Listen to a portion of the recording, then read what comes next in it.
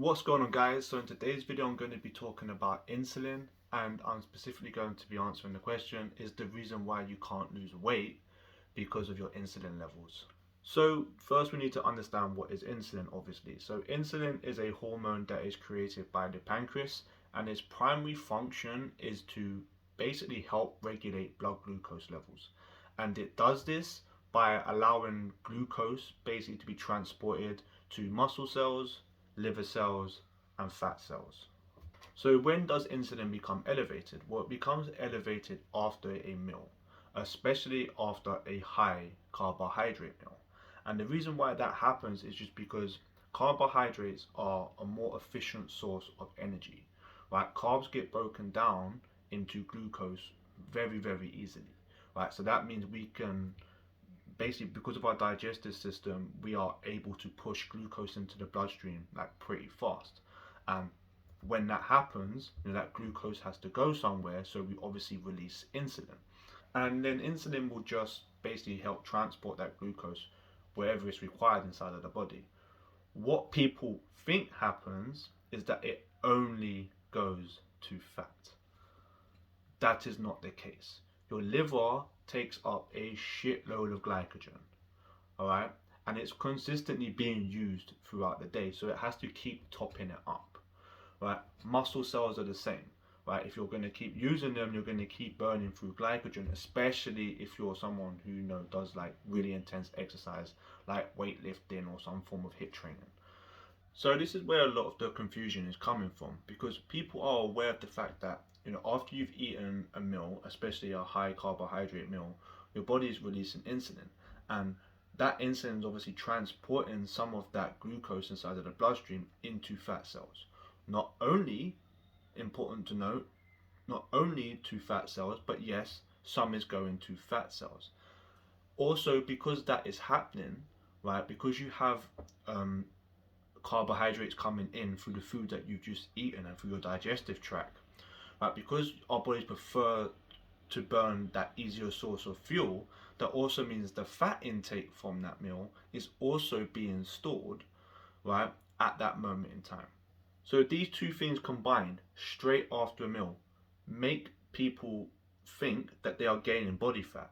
And I will say, technically, at that moment in time, at that exact moment in time, they are. But that is not happening throughout the whole of the fucking day. That is happening straight after a meal. So what causes a lot of this confusion is this very oversimplistic black or white way of thinking. People think just because you've eaten a food, right, and released insulin, that means that you're no longer burning body fat. And that's just not the case. Burning fat as energy is not like this on and off switch, right? It's not like just because you've eaten some food and you've released some insulin, then that switch is off. So a good way to look at it is more like a dimmer switch, right? You can never completely turn it off, but you can turn it down and you can turn it up. So right after eating a meal, the dimmer switch for fat burning will be turned down, right? So let's just say 1 hour after you've eaten that meal, all of the calories that you are burning within that hour, let's just say 5% of that energy will be used from body fat. The other 95% will come from the carbohydrates that you have just consumed within your last meal. Just so you guys know, I'm just putting numbers to this so it's easier for you guys to understand. Right, so again, at the hour mark, you might be 95% carbs, 5% body fat. Let's just say at the 2 hour mark, it might be 70% carbs, 30% body fat. Then at the 3 hour mark, it might be 50-50. And then at the 4 hour mark, your primary source of fuel will be body fat. And then if you go long enough, eventually you will completely flip that dimmer switch where like nearly all of your energy, so 95% of your energy you will be getting from body fat, and the carb source that 5% of carb source you'll probably be getting from your liver. And this can actually happen quite often throughout your day, right? So again, ultimately what it's coming down to is how much fat you got coming in compared to how much fat you got going out. The main problem with looking at things in this way is just that it's extremely short-sighted, right? You're just looking at basically how your body is responding to a meal, and you're making all these assumptions based of it. Right? Luckily, you don't need to do that. Why? Because now we have over 20 studies, right? 20 randomized controlled trials when we control for calories, when we control for protein, and the only things we change are carbohydrate intake and fat intake.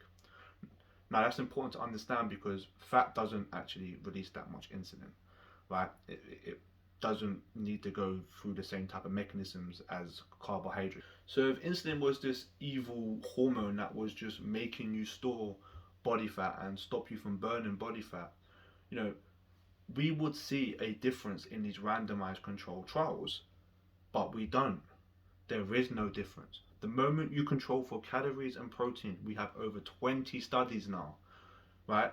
Kevin Hall has done a lot of these studies, right, where he's literally locked people up in like clinic wards, and like they only get fed a certain amount of food, right? Very short studies, granted, but still testing this hypothesis and has disproved it. So we have the randomized control trials that can explain why it's not insulin and it's mainly the amount of calories that you are eating.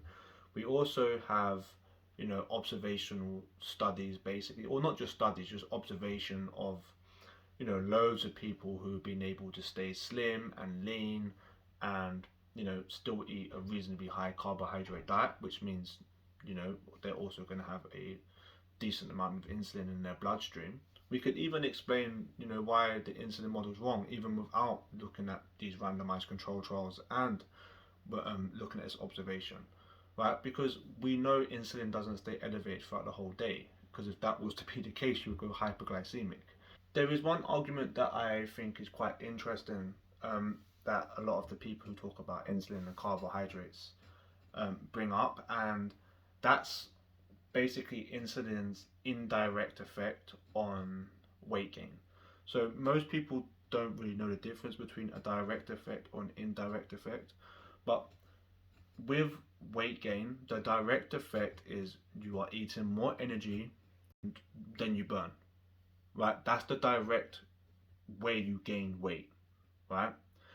An indirect way would be, let's say, a hormone or something else, or like maybe medication, that could increase your hunger, and by increasing your hunger, that would make you eat more food and gain weight, or at least stop weight loss. Right, so that's the difference between a direct effect.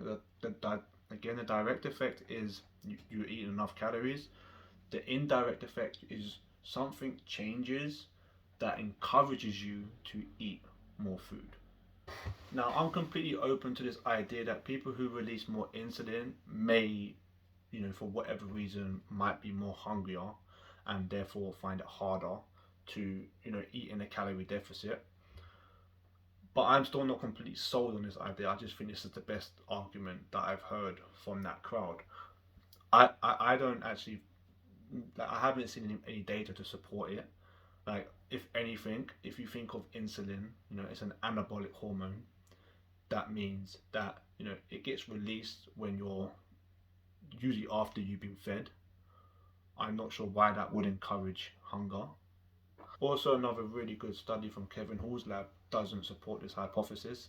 And basically, this is a study that was done on two groups of people. So one group had really high processed food, and the other group had basically a normal, healthy diet.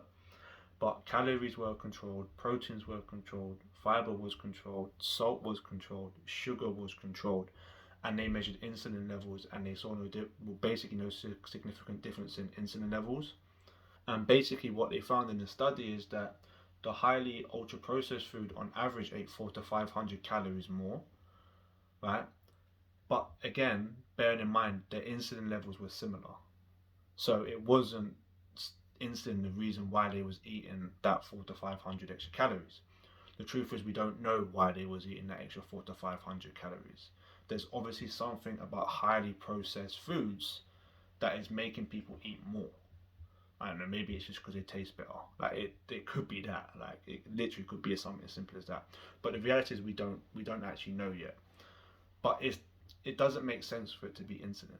right? Because again, insulin was controlled, and based on just what we know about insulin, and have been other studies that show that diets that are usually higher in carbohydrates and therefore higher in insulin can actually improve satiety. So all in all, not completely sold on the idea, and I definitely could have my mind changed on any of this, by the way. But yeah, like I don't see why people are still holding on to this belief that, you know, insulin is just somehow making like everyone magically overweight. I think it's just important to go back to the idea of direct and indirect effect. Like insulin is not having a direct effect on weight gain. Right? Again, the argument can be made that it might be able, you know, it might be making you eat more food, and that's what's causing you to gain weight or to not lose it. But it doesn't directly make you gain weight. Like, how can it? It's just a fucking hormone. Like, hormones don't allow us to create protein synthesis. Like, they probably do in plants, but obviously we don't have the same biology as plants, right? So, you know, we can't magic energy out of nothing. So we can't gain weight out of nothing. So just finishing off this video, I would just want to ask you this question. What do you think is more likely? Do you think the first law of thermodynamics is incorrect, even though it's been proven time and time again to be true? Do you think somehow that insulin is miraculously making us make energy out of nothing, like it's somehow creating photosynthesis? Or do you think it's more likely that people who think they have high insulin levels don't actually know because they don't ever measure it? And two, that they are just struggling to be in a calorie deficit for a long period of time? What do you think is more likely?